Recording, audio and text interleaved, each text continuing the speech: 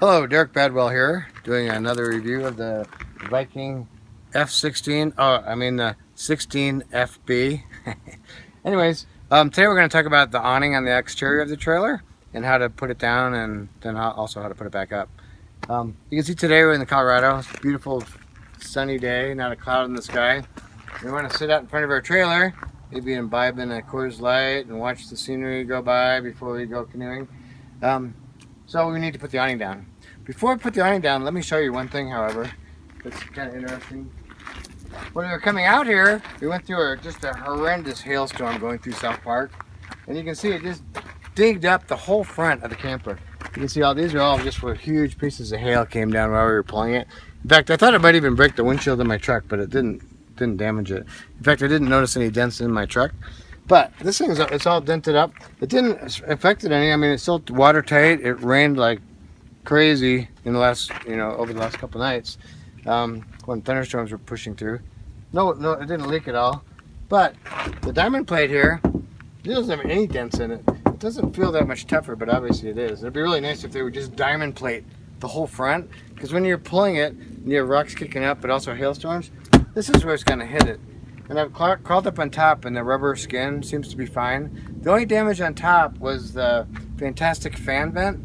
It got smashed, a couple holes just blasted right through the plastic on it. And so right now I just have it duct taped until I can get it fixed just get a replacement cover. Anyways, let's go on to taking the awning down.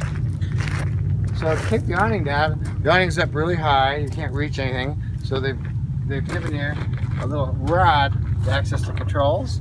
I just keep it right here inside this cubby. And you notice there's a lever.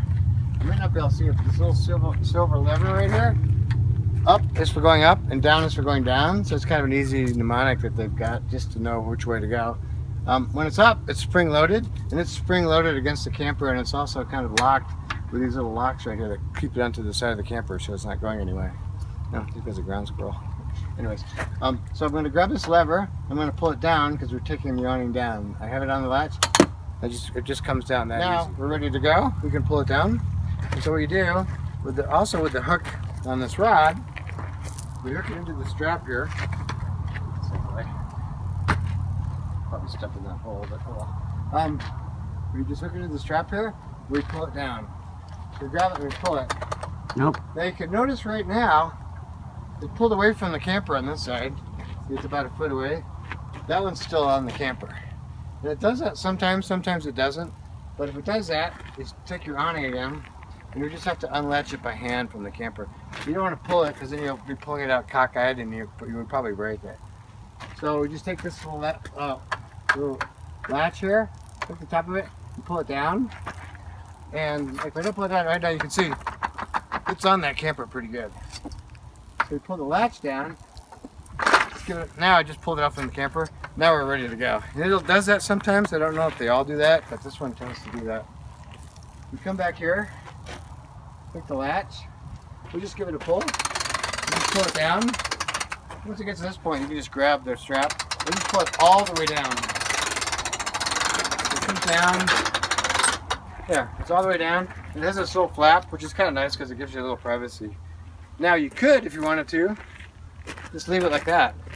Now you've got the awning. The shade's going out pretty far because it's down. But you also have privacy. Nobody's going to really see you in here because even if you're sitting down, it's hard to see and you have a little privacy. But of course, it would be annoying to stoop under that all the time. So you want to bring your awning up a little higher. So to do that, we do two things. First, we're going to take this right here. We're just going to slide it out all the way. It's sliding down a track. There's a little catch in here that'll catch it and lock it into place. And you'll hear it lock into place. So it locks right into place there.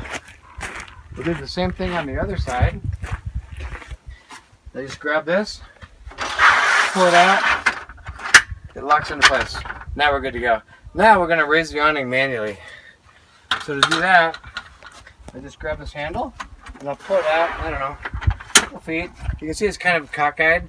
And so I usually do it a little bit on one side, a little bit on the other side, just so I don't bend everything and break something. So I'll take this one, pull it out a little more, and even them up. And that looks, maybe one more. That looks good.